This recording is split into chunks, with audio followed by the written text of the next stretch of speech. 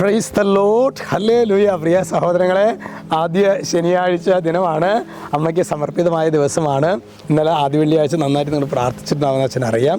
ഇന്ന് പ്രിയ സഹോദരങ്ങൾ, ഒരു സമ്പൂർണ്ണ ജപമാല ചൊല്ലി അമ്മയോട് ചേർന്ന് നമുക്ക് പ്രാർത്ഥിക്കാനായിട്ടൊരു പരിശ്രമം, പ്രത്യേകിച്ച് നോമ്പിൻ്റെ പുണ്യപ്പെട്ട ദിനങ്ങളാണ്.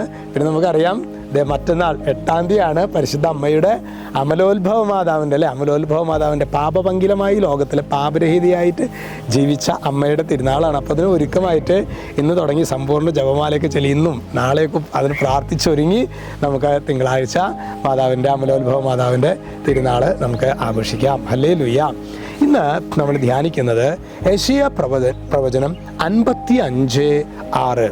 കർത്താവിനെ കണ്ടെത്താൻ കഴിയുന്ന ഇപ്പോൾ തന്നെ അവിടുത്തെ അന്വേഷിക്കുവിൻ. വചനം വെളിപ്പെടുത്തണം എത്രയോ വാസ്തവമായിട്ട് കർത്താവിനെ കണ്ടെത്താൻ കഴിയുന്ന ഇപ്പോൾ തന്നെ. അതായത് ഈ സമയം, പ്രിയ സഹോദരങ്ങൾ, ഈ വചനം കേട്ടുകൊണ്ടിരിക്കുമ്പോൾ തന്നെ നമ്മുടെ ജീവിതത്തിൽ ഒരു ഉത്കടമായൊരു ആഗ്രഹം, അതായത് അടുത്ത വർഷം അല്ലെങ്കിൽ അടുത്ത 1-ാം തീയതി മുതലല്ല കർത്താവിനെ കണ്ടെത്താനായിട്ട് പരിശ്രമിക്കേണ്ടത്. കർത്താവിനെ കണ്ടെത്താൻ കഴിയുന്ന ഇപ്പോൾ തന്നെ എന്നാണ് ദൈവത്തിൻ്റെ വചനം നമ്മളോട് പറയുന്നത്. അതുകൊണ്ട് ഈ വചനം കേൾക്കുന്ന മാത്രയിൽ തന്നെ കർത്താവേ, അങ്ങയിലേക്ക് തിരിയാൻ തക്ക വിധത്തിൽ ഞങ്ങളുടെ അന്തരംഗങ്ങളെ തുറക്കണമേ എന്ന് നമുക്ക് പ്രാർത്ഥിക്കാം. പിന്നെ നോക്കിയേ, ഈ ഒരു ആഗ്രഹത്തോട് കൂടിയിട്ട് വേണം നാളെ സാബത്തിൽ നന്നായിട്ട് ബലിയർപ്പിച്ച്, അതുപോലെ തന്നെ പറ്റുവാണെങ്കിൽ വികാരിച്ചൻ പറയുന്ന വചന ശുശ്രൂഷകളൊക്കെ ഉണ്ടല്ലോ.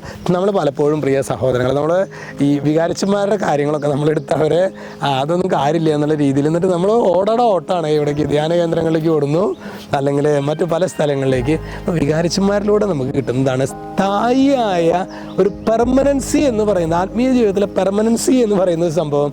അത് വികാരിച്ചന്മാരിലൂടെ കിട്ടും നമുക്ക്. കാരണം എല്ലാ ഞായറാഴ്ച നമ്മൾ അവരെയല്ലേ കേൾക്കുന്നത്. അപ്പോൾ അവരെ ശ്രദ്ധിക്കാതെ നമ്മൾ എവിടേക്ക് പോയാലും അതിലൊരു പെർമനൻസി ഉണ്ടാകാൻ സാധ്യത കുറവാണ്. അപ്പോൾ അതുകൊണ്ട് തന്നെ നമ്മുടെ വികാരിച്ചന്മാർ നാളെ പറയുന്ന വചന ശുശ്രൂഷ ഗൗരവമായിട്ട് എടുത്ത്, നമുക്ക് പറ്റുവാണെങ്കിൽ ചെറുതായിട്ട് നോട്ടൊക്കെ എടുത്ത് അത് എഴുതി ശരിക്കും അവിടെ പ്രാവർത്തികമാക്കാനായിട്ട് പരിശ്രമിക്കുക. ഈശോ നമ്മെല്ലാവരെയും സമൃദ്ധമായിട്ട് അനുഗ്രഹിക്കട്ടെ. വികാരിച്ചന്മാരെ കുറിച്ച് പറഞ്ഞപ്പോൾ എന്തിന് വികാരിച്ചന്മാരെ കുറിച്ച് പറഞ്ഞ് ഞങ്ങൾ വഴക്കാണെന്ന് അറിയില്ല അച്ഛനായിട്ട് അങ്ങനെയൊന്നും ചിന്തിക്കരുത്. വികാരിച്ചനായിട്ടൊരു ബ്ലോക്ക് ഉണ്ടെങ്കിൽ പ്രിയ സഹോദരങ്ങളെ, നമ്മുടെ എല്ലാ ആത്മീയ മണ്ഡലത്തിലും ആ ബ്ലോക്ക് വരും. അപ്പോൾ അതുകൊണ്ട് നമുക്ക് വികാരിച്ചന്മാരായിട്ടുള്ള ബന്ധം വളരെ പ്രധാനപ്പെട്ടതാണ് കേട്ടോ. രക്ഷിതാവായ യേശു ക്രിസ്തുവിൻ്റെ നാമത്തിൽ ആശീർവദിക്കുന്നു, ഇപ്പോഴും എപ്പോഴും എന്നേക്കും. ആമേൻ.